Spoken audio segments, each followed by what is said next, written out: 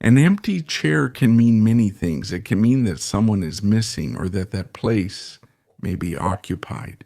If someone has left a coat, a newspaper, a hat, an empty chair, however, most of the time has only one meaning, the absent one. And that empty chair in the dock at Nuremberg on October 18th, 1945 indicates only one person. It indicates Martin Bormann, the great absentee of the trial for the most serious crimes against humanity and also war crimes committed in the world conflict, concluded just a few weeks ago. But who is Martin Bormann? Why should Martin Bormann be on trial? And above all, what happened to Martin Bormann? Why isn't he alongside the other leaders answering for what he has done?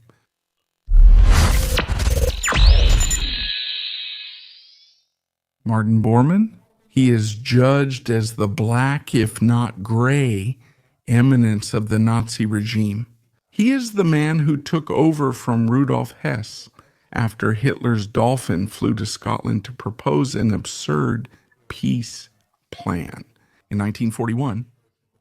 He is the man who, according to many, in the secret rooms of the regime, inherited the role of advisor to the same dictator from the late Reinhard Eich, the butcher of Prague, killed in the late spring of 1942. In short, he is the boogeyman. He is the man behind whom the murderous strategy of the Nazi regime is hidden. He is the man who has signed some of the worst directives of the regime. And he is also the man everyone is looking for, because it is feared that he may have organized it himself. The escape routes that are exploited by many absentees in minor trials. But where is Martin Bormann? The last time the Reichssider, this is his title, practically the governor of the Reich, was seen in Berlin. He was seen leaving the Führerbunker, the bunker built by Adolf Hitler in the courtyard of the Reich Chancellery, on the night between May 1 and 2, 1945. Hitler had just died. He committed suicide.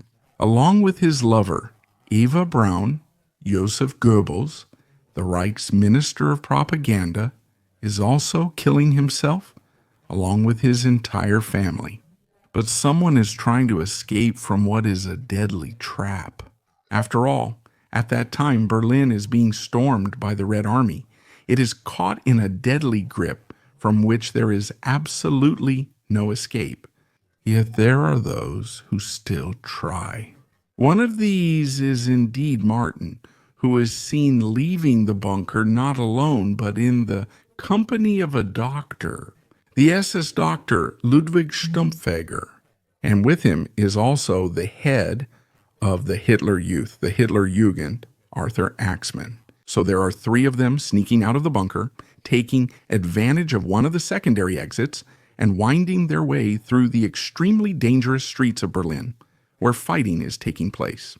Because, let's not forget, it's not just the Red Army in the streets. There's the Volkssturm, that is the People's Militia, the very young of the Italian youth, and the old men called back into service. There are the Waffen-SS, there's the Charlemagne Division, the Volunteers, Walloons of Leon de Grelle. And it's precisely a Walloon, a legionnaire of the Walloon Legion, who seems to be the last to see him alive. Martin Bormann. He will say it after a while. He will say he saw a Tiger tank seeking battle against the Russians. Behind this tank, a small column of soldiers was taking refuge, but also of hierarchs. Among these was Martin Bormann. A bullet from Soviet artillery hits the Tiger full on, causing it to explode, and a shard hits Bormann in the throat, killing him instantly because it severs his jugular.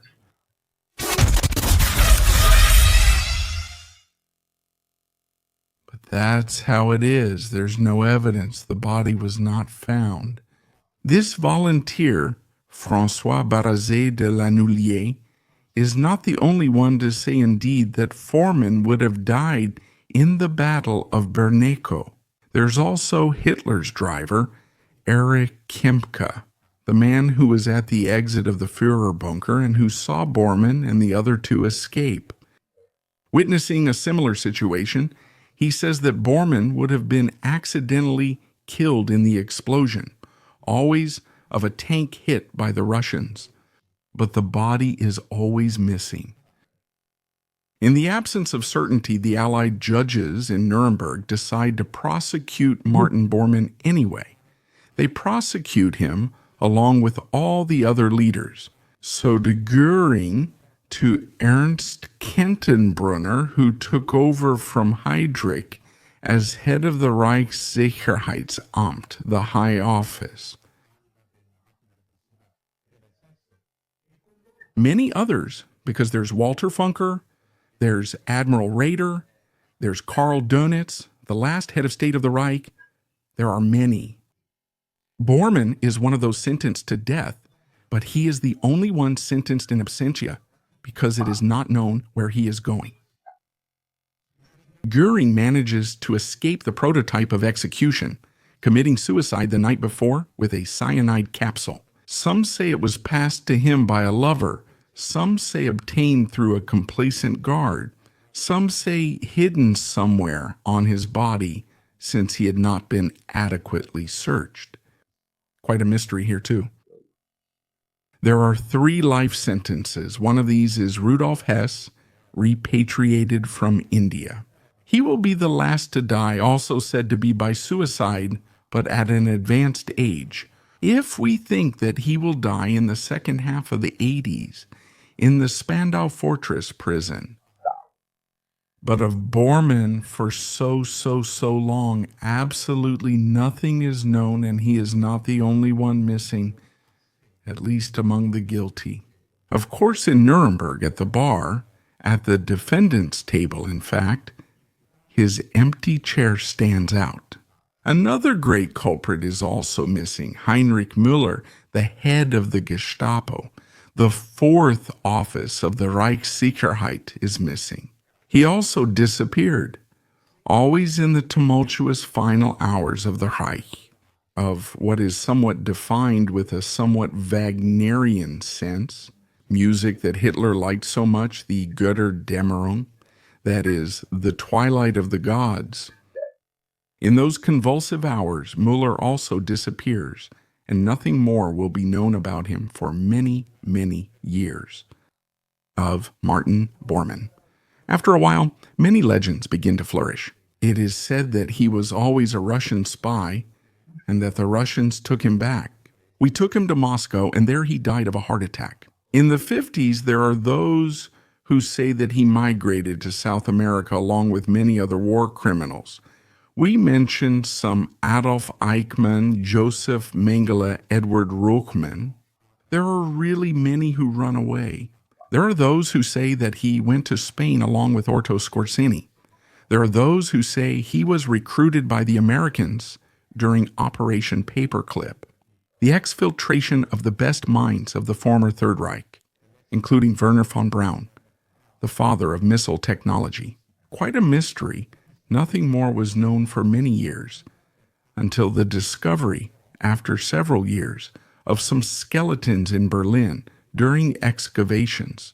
In 1963, a retired post office employee named Albert Krumnow spoke with the East Berlin police. He says that on May 8, 1945, so a few days after Bormann's disappearance, May 8, 1945, the Soviets ordered him, who at the time was a member of the Italian youth, and some of his comrades to bury some bodies found on the street during the battle for Berlin. One of these bodies, found near a railway bridge, appears to be that of the former SS doctor, the man who traveled in Borgia's compartment. True or false? Good question. Our story takes a leap forward. December 7, 1972 arrives.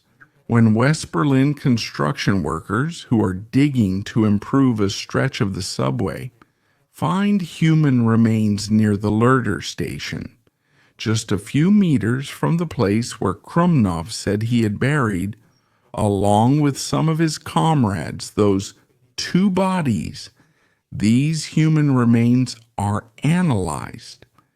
It is discovered that indeed one of the two bodies has a dislocation in a shoulder, as Bormann had reported years earlier from a fall from a horse, a circumstance confirmed by his children. And the dental record is very, very similar to that of Bormann, but DNA tests do not yet exist. In the meantime, legends continue to flourish. One that circulates quite a bit in the environment, even among the so-called Nazi hunters, is that Bormann is actually blissfully and peacefully at ease. In Argentina, where he made a fortune along with other leaders, or that he was taken to Paraguay, protected by the dictator Alfredo Stroessner, a dictator, among other things, of German origin. And like him, Josef Mengele was also able to enjoy a period of hospitality with the Paraguayan dictator. You hear a bit of everything. The doubts were cleared up in 1998 with the DNA test on those human remains found in December 1972. Well, the DNA leaves no doubt. The DNA confirms those human remains are indeed Martin Bormann's. The Black Cardinal of the Nazi regime is dead, as Kempka said, as that soldier said. Valone died during the night between May 1st and May 2nd, 1945. 45 most likely with a fatal wound to the throat that severed his jugular. However, there remains a small mystery about him, because the soil in which Bohm's bones are found is a soil that does not exactly belong to the German ground. It has a different pH, a different composition, and this gives rise to other suspicions, because it is a soil that can be found both in Central Russia and in South America.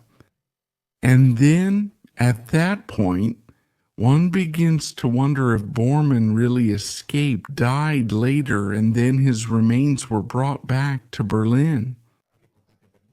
Sure, it's a quite suggestive theory. We don't have any. But the suspicion remains, as do big suspicions about the actual end of Heinrich Müller, another man about whom nothing more is known. Initially, he is not sought by the Allies because the exact proportion of his crimes is not known. His lover is questioned, some searches are made, but Heinrich Müller also disappears into thin air. Legend has it that he manages to reach, or Francoist Spain, which in those years is one of the free ports for fleeing Nazi criminals, or that he also manages to reach Juan Domingo Perón's Argentina, who has given quite a few blank passports to facilitate the migration of war criminals, criminals against humanity. It is said that Heinrich Müller became the head of Odessa, the phantom organization that assists fleeing former SS members. It is said that he made a fortune as an industrialist, that he changed his name, I tell you a bit, of all colors. He's not the only one for a long time, until there is certain proof of his own death. It is said that another high-ranking member of the regime, like General Richard Gluck, escaped abroad and made a fortune as an industrialist in South America. It will be discovered that these were all conjectures. But the mystery about Müller remains, and there are some questions about Bormann. If Martin Bormann died in Berlin on the night between May 1st and 2nd, 1945. Why did it take so long to find his remains? And why are his remains wrapped in that soil, theoretically alien to the soil of Berlin? And what happened to Müller? Is he also dead? If he is dead, where are his remains? At one point, it was also said that Müller did die and his bones ended up in a mass grave in a Jewish cemetery, obviously causing great outrage because it is not acceptable for a butcher to end up in a grave with his victims. Okay? He doesn't deserve it. We can say that on a moral level, but it's all to be proven. The mortal remains of Heinrich Hitler have never been found.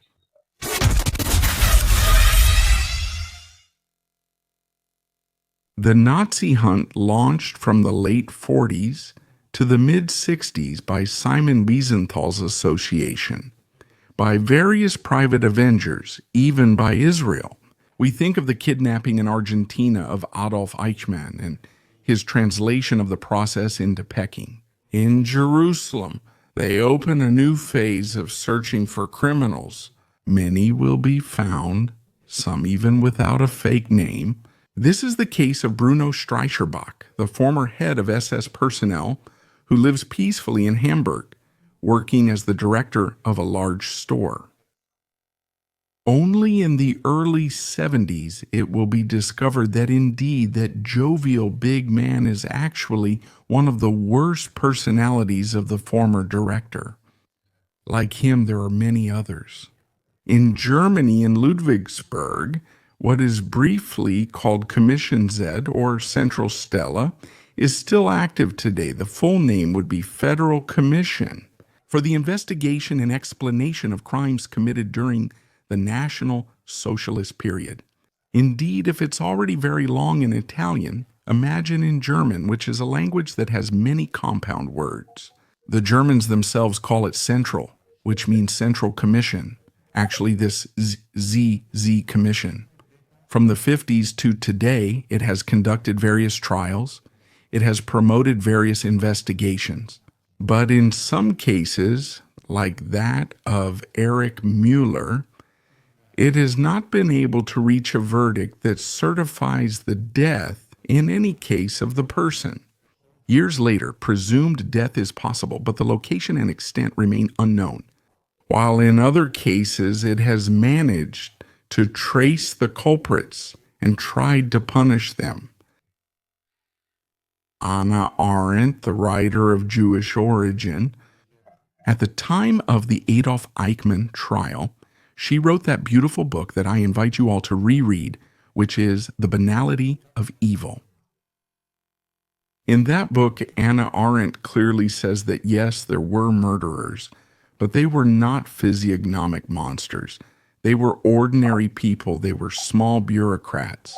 And the seemingly anonymous face of Adolf Eichmann behind bars in Jerusalem confirms it. Well, this theory is still valid today, and we also need to try to understand what was behind these dark souls, behind Bormann and his escape attempt, behind Müller, his disappearance into thin air, behind Eichmann, behind Josef Mengele, behind all these characters that push them to massacre and then to flee, refusing their own responsibilities. Who actually succeeded?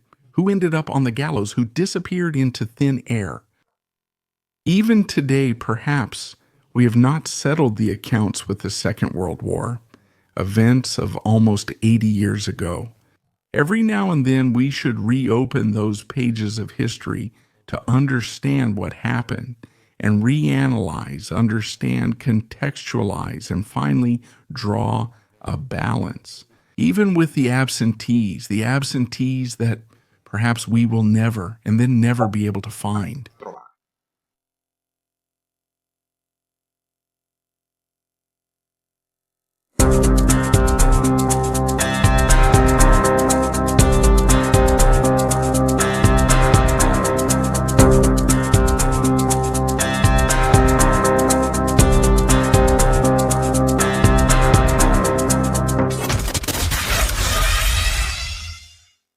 Thank you all.